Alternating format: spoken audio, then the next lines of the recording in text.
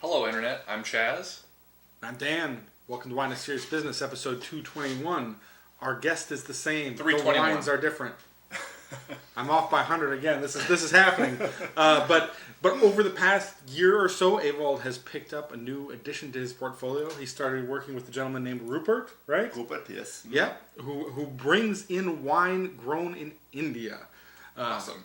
Yeah, which is a very interesting concept. And our curiosity was piqued. We had some Indian wine that Matt brought back. Yes, Matt's been kind enough. He travels back and forth to a lot of places. He brought back some Indian wine one time. But one of them was really compelling, actually. It was quite good. Yeah. So, really excited to try more from India. Yeah, I met Rupert maybe 10 years ago, and I think that was the first time I had ever Indian wine. But then for many years I didn't have Indian wine, and now I'm involved in a little bit Indian wine. So. Awesome. And one thing that's been exciting to me about it is you said you've had some good business opportunities with new restaurants. It's kind of opened the door to being able to talk to new people about wine. Yeah, I think particularly the Indian restaurants. If you serve Indian food and there's first-class Indian wine, the Indian restaurants should serve the Indian wine. Absolutely. And so we created a wine list for many Indian restaurants, and I think it is a great experience, to go to the restaurant, have the food and the wine. Absolutely. Yeah, and there's a lot of Indian cuisine here in Portland, right? There's a lot of restaurants, and they're really high quality restaurants, right? Yeah. So this sort of wines would probably be really great to see on a list, right? Sorry to put you on the spot. Are there who can you name a couple restaurants that are representing this well right now? Or? Yeah, I mean Swagat. I mean. Basically, all the Indian restaurants, or most of them, serving Indian wines. Swagat have 3 locations. It's fairly well known in the Portland industry. Yes, and cool. A place I would say I eat at semi-regular, like once every 6 months to a year. I end up there, right? Yeah. For once, it's a good place to eat food for sure.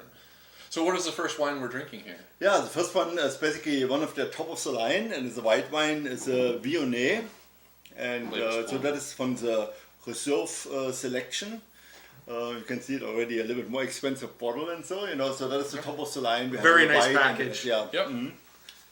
Yeah. So this is the Vijay Amritraj collection. Yep. Apologies for the pronunciation, and it's not somebody that we know about, but apparently a very famous tennis player. He's a very famous tennis player. I mean, I noticed so soon I bring the bottle to the restaurant. Oh yeah, Vijay. Oh, really? Everybody knows this tennis player, and so he's also. I think he created a foundation to help people. So he's really a kind of a national figure, not only for sport but also in the social field and so on. Awesome. And cool. Also, what I learned, he lives in California and he likes the wine very much. Perfect. Yeah. And I something that really struck me was I was reading about Grover Zampa is the name of the wine estate, the wine producer here. Yes. That they've got a full range of production, and this is their top of the line. That's the right? top of the line. Yeah, exactly. The Vijay Amritraj collection is like their top bottles, a red and a white.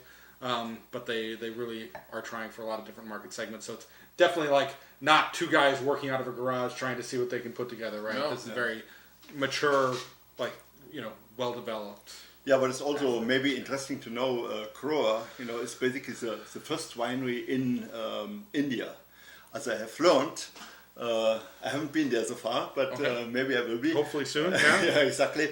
I think it was in the 90s, the owner of Grover, he was in the high-tech business. He traveled to France, fell in love with the wine, and he said, wow, we can do that in India too. So he basically is the founder of Indian wine production. So he created the first winery, and then later he merged with Zampa Vineyard and so. Ah, they were 2 originally. Exactly. Okay. Mm-hmm. And now it's the highest awarded winery in India and also the largest winery in India. Wow. And they're really trying to go on the international market. I mean, they are in Europe already, and very new in the United States. Cool. Well, yeah, probably the first review of them in the States Yeah, on video, absolutely. probably. That's good. So you all know I like to give Viognier a hard time. So kind of keep that in mind when we're talking about it. This is still obviously a high-end effort at it, and even from the nose, I can tell this is a pretty ripe style too, right? Like this is definitely a big white wine. Yeah, it's like sort of white grape meets like white pear almost. Yeah. Very sweet, like aromas. I mean, you can tell there's not much sugar probably in the wine, but the aromas are like big and fruity. Yeah, you know what I mean. Yeah, a little bit of stones, maybe, yeah. Yeah, but definitely the white grapes, like a little, light peach flavor, definitely, right? Yeah. There's also a Viognier in the art collection, but it's a little bit lighter, and so. But this one is definitely rich. Yeah, this is, I would say, a very sort of intense white wine. Yeah. Right, like it's got a lot of fruitiness. Yeah. It's got a lot of acid, which is great. Yeah, exactly. A bit of alcohol in it. I mean, which is not actually a huge attractor here. Like I think adds like a little more oomph. Like more weight or more muscle to the initial taste. And the other Viognier, I mean, I know it because I show it around. It's a little bit lighter, a little bit more finesse to it. Sure. I mean, this one here, I guess you want to show something very rich. Yeah, it's a bigger wine. Yeah. I could see pairing well with some decent food. But pretty fun to drink on its own. Yeah, not bad. I will say I really do like the weight and texture of this on the front end.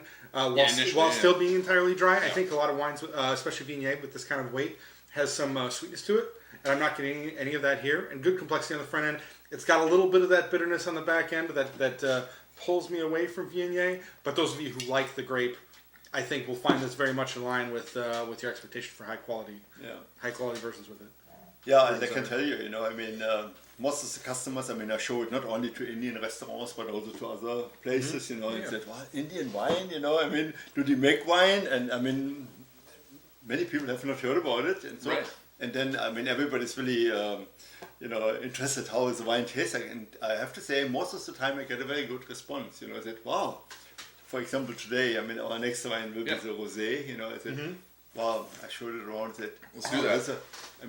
Very great wine, So so people like it. I would say the intensity level is probably the most captivating thing about this wine to me. Like it's got like a good amount of fruitiness, and it's very, very strong and very intense. And that's pretty. I guess I get where he's going with like a reserve bottling for that. Like it's pretty well done in that regard. So. And as far as pairing with Indian food too, I can see that working. I can see that working pretty well. Having that fuller body. We'll let it stand up to a lot of dishes. So, on to the rosé. So, ready for the rosé. So this one is the wine from the art collection. There's 4 different wines. We have a Viognier, Sauvignon Blanc, the rosé, but it's made from Syrah. And you have all 4 of them in the States? Yeah, we have all 4. Cool. And that is the most affordable wines. They are all around $14-15. Okay. So. In comparison to the first one, but it's $24. Okay. Wholesale, right? Retail. Wow. Oh, there's 24 retail. 24 retail. Oh, yeah. right. Yeah. Oh, that makes a lot more. I was looking at his restaurant list prices, and of course, the price at a restaurant is much more than you pay retail. Absolutely. It was messing with my head. That really lines up well. We should not put the wholesale price in the show. Yeah, that'd be right. So 24, all the prices what I gave is retail. So, cool. Well, that's quite reasonable, and a very nice package.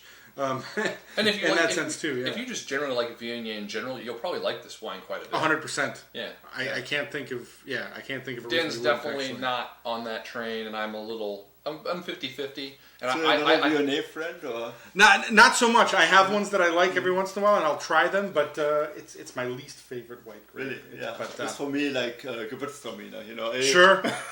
Even everybody, when I show wine, basically everybody said, oh yeah, I like German wine, the Gewürztraminer, but then I have to tell everybody, I mean, Gewürztraminer is less than 0.1% in Germany, You need more Pinot Noir. They make more Pinot Noir than Gewürztraminer. 11-12% of the production, so. Okay. Yeah. But yeah, so everybody's got their personal taste. Another note I wanted to make, he had a cool document talking about all of the artists that are used on these artist series. They're all Indian artists, which I think is very cool. Very cool. I think from a marketing department's perception, like the temptation would be strong to use a French artist, or American artist to try and reach the target market's audience. And I think that's really cool that they stuck with Indian artists to represent where they're from. They said this is Rika Rodwitya is the name. I just want to give a shout out because they put that on there. I think that's really cool that they're supporting local artists. I agree. Basically, I like that piece of art. Yeah. It's a nice picture and adds some character. I like artist series bottles. Yeah. It's always interesting. I wish more people did them. Yeah, I wish, you know, I'm trying to get my mom in on that.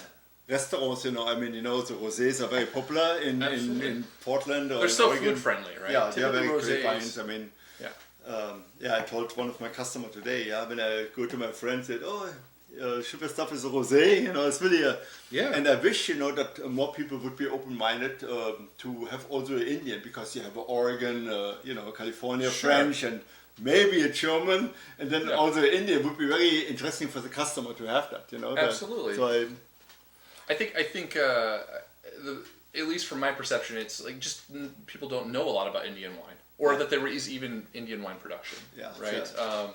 And trying to educate them on that, and then get that pushed out to the forefront to where it becomes like a norm, where it's like, oh, there's an Indian wine on the list. I would like to try that, as opposed to something that I know from the region. Because personally, for me, new experiences are super fun. Yeah. Right. Yeah. And so these I don't know anything about Indian wines. I find them terribly interesting. Yeah. So yeah. And another, like, it's a big country, right? Like, almost every climate you can have, right? They've got Real there, close, right? yeah. You've got your pick. So I think the potential is huge. And the thing is, you know, what I have learned, you can have 2 harvests. See, Oh, really? That's incredible. Two houses? Harvest. Harvest, yeah. Oh shit! Seriously? Okay. Because there's no winter. Okay. Wow. So it's in the south part of India, you know, and It's almost like multiple passes through the vineyard, but different. And I did read that they have to fight. They have to race against the monsoon, though. They need to pick before super heavy rains, and that they have to do a lot of work. It's very humid. They have to do a lot of work to prevent rot. They talked about. I was just reading moments ago how the canopies are, how they grow the grapes pretty high off the ground to keep them out of the humidity or reduce the humidity. Anyway, wine, fresh, fun on the nose, strawberries. Pretty much what I expect from an entry-level rosé. Yeah, totally like the strawberry juice, watermelon juice sort of thing. Yeah. A little bit of sweetness coming through on the nose, but it smells like super nice. I mean, it's very easy, very enjoyable. Yeah. Very nice drinking wine, and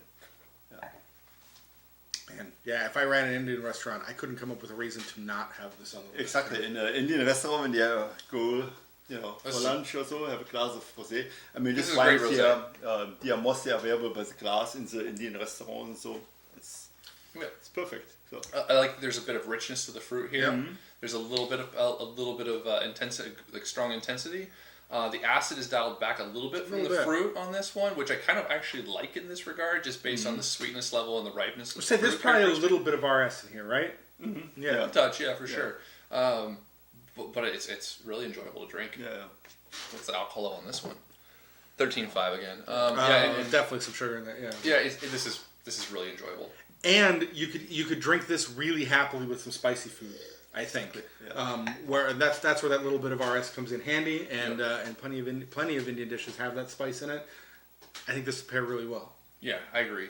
I mean, I typically don't drink at home by myself without food unless I'm like extremely depressed or something. And I think in this regard, like this goes with a wide variety of foods, but spicy food would probably be like awesome with this. It'd be a good time. Yeah, absolutely. Like some spicy pizza even. I'm hungry. Anyway, we'll see where this goes. It's a great little bottle of wine. Yeah. How much is the retail price on this wine? Probably reasonable, right? Yeah, totally. Yeah. And for bottles of rosé, I think this is definitely worth checking out. Just in that regard, this is something completely different. So you probably. Oh well, I'm gonna rinse good there. That's all right. Oh, you're hanging out for a while. That's. Pour some in mine if you need to. Thanks. Ooh, first time on the show. Is that new? That might be new. Yeah. I'm taking one for the team. Yeah. I'm gonna go some pizza after this. I'm hungry. Maybe we'll do that. So what do we have here? This is the this one is the La Reserve. Okay. Yeah, so that is a wine in between, you know, the art collection and the VA. Okay. And so this one is a blend of Cabernet and Syrah. Oh, okay. And the wine is aged in French oak for 6 months. Okay. And it's got the name printed. You can see when we post the picture up, Michel Roland printed on there as a consulting winemaker, so you can tell. Wineries bring him in when they want big red wines, and I feel like of an accessible style that people can get into and drink right away. Absolutely. That's kind of the stamp he puts on the wines. Definitely a polarizing figure in the wine world. Big time. At this point. But you could tell even from the shape of the bottle, kind of the label, they're going for French-influenced style. Bordeaux drinkers style, exactly. right? Exactly. Yeah. Bordeaux style. And as I have learned, the La Reserve is the most popular wine in India. So that's the Interesting. Which wine, sorry? This one right La here. Reserve, what we're drinking right now. Oh, crap. Okay. Yeah. Yeah. All right. And it smells like all of you watching would imagine it smelled. The Cab influence is the strongest here for me. Yep. Like the Cabernet influence, this smells like a very a non-single vineyard, or not like in Napa, Yep. where they have like different classifications for where they came from, and there's just Napa. Mm-hmm. Like it's sort of along those lines, like the rich fruitiness. The Cabernet is sort of like pepperiness is coming out of Yes. it. Yeah. But it's just got like rich aromas, a little bit of cedar. It smells, honestly, if you want big purple wine, this smells actually pretty dang Basically, good. I think besides the body, I think the wine has still a little bit good finesse to it. It's Yeah, and I think Red's just got that big blackberries on the nose. I think that cedar, like a little bit of red earth. I'm guessing maybe that's a little from the Syrah. But just, big, strong, friendly nose. I would agree with them, honestly, what you're saying. Like the finesse and the polish on this wine is really quite good, right? yeah. Like technically, it's really well in balance and really well integrated already. Decent enough acid to handle the fruit characteristics of it. It actually has a decent finish. Like this is, And honestly, it's a solid big purple wine. Right. It's If nice. you're looking for a big purple wine, you got to check that. What's the retail on this? This one's around a little bit below $20, so $20. So Which honestly, I'll say, if you want big purple wine for around $20, this competes with anything I've had from the exactly. States. Yeah, Also, this. Let's talk about that. So one of the things we buy on a regular basis is like every once in a while you want a big, strong red wine. Yeah. Like the J. Lore cab from I do Sonoma. it. Yep. Yeah. You buy that sometimes in the range of like $17. Yeah. Was it 14 Hands? There's a Cabernet out of Washington that's got a pretty big amount of intensity. I think this stands up to those sort of price points, or stands up to those wines easily. Yeah. If not, is better because it adds a little bit. It's got like a lot of that dark fruit characteristic, and it's distinctly Cabernet, which is actually kind of nice. Like the Cabernet aromas and flavors are coming out for me. So delicious. Yeah, I mean, right, definitely. If you if you're looking for a lighter bodied wine, this is not going to make you happy. But nor is a $20 bottle of red from Walla Walla, right? Right. Or things like that. And so I think it fits its niche really well. And I would really, those of you watching this show are nerds. I would really encourage you to pick up a bottle and bring it to a blind tasting. Yeah, exactly. Yeah. Because you'll blow some minds. Yeah. It's from India, and everyone's like, "What?" And you can surprise definitely some people with this wine. Absolutely, that's what's fun about wine, man. This is I think this is definitely competes in its price point. Yeah. So for what you're buying. Yeah. Thanks for bringing this by, right? Because this is really great to see, experience all these across the board. Yeah, a lot of people think, I even don't drink red wine, so, but... Now there's proof. Yeah. I can send them a link. Exactly, yeah. All right. I heard very often people say, I thought you don't drink red wine. Yeah. They have red wine in Germany. Yeah. Yeah, very little Cabernet, I have to say, and very little Syrah. Let's see if I can get this. Right over the mic. Wow, Nice. I'm awesome. Perfect. All right. So what's the last wine here? Yeah, this one is also Cabernet Syrah blend, but there's also a little bit of Viognier in there. Oh, So okay. 3 Weird. grape varieties, yeah. And I think only 10% of Viognier, so 3 says 60, on there. 30, Yeah, just yeah. a little bit. Oh. 65 cab, 65 and 32. 30, yeah, and 32 Syrah, and 3% Viognier. 3%. okay. Yeah, it's a little bit of that freshness. And this is again one of the reserve bottlings, right? This is Exactly. one of the more Yeah. fancy wines that he makes. Yeah. Yeah, these two wines are the white and red, VA. That is the top of the line of the winery. Right. The packaging on those two wines is quite good. Definitely, dark color again. Huh. Smell fruit, but the I think the earth aromas are a little more pronounced in this one than the previous Yeah, one. this is like a funkier wine compared to the other one. Definitely more earthy aromas, right? Yeah. a bit of wood coming through, a bit of stemminess coming through, a bit of like the sort of oxidized red fruits coming through. Yeah, this wine is also aged a little bit longer in the French oak. So in Makes comparison sense. to the Lagavulin Sure. of 6 months, this one is aged for 12 months. in Okay. French oak. There you go. Yeah. You've Well, made you a were dead on. Your nose tells the truth. You made a friend.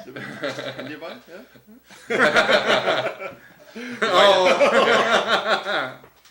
If I know anything about Oscar and Abe, they don't like the wine. Yeah, we've Tried. I think we've tried to feed them on the show before, but yeah. But good earthy aromas with some dark fruit coming out of the nose. Smells quite nice.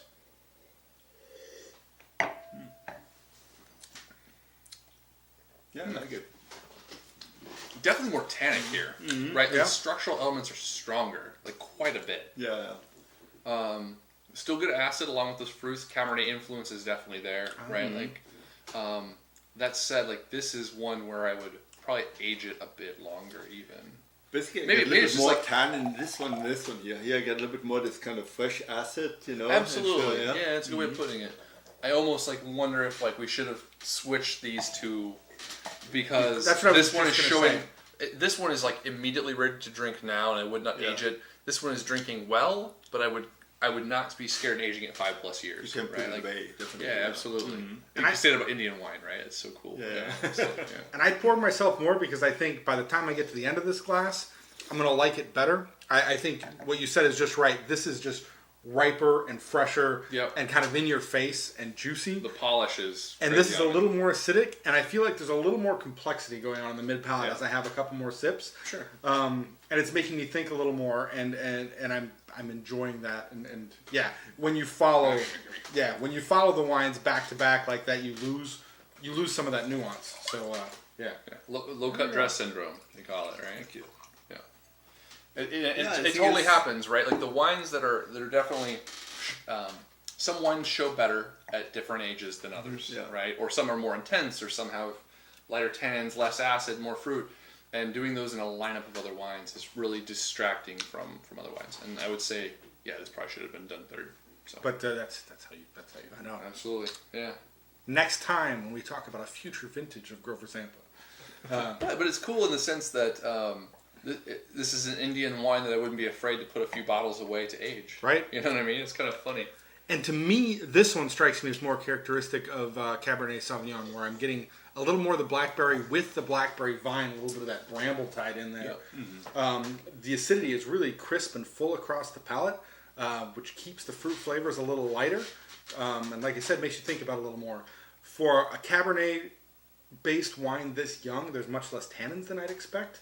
Still but I pretty kind of tannic. think that's okay. The tannins are there, but it makes it accessible and ready to rock. From the last wine. Yeah. Right, yeah. So, yeah, very, very enjoyable wine. Yeah. I like it quite a bit, basically. It's, very elegant fruit and...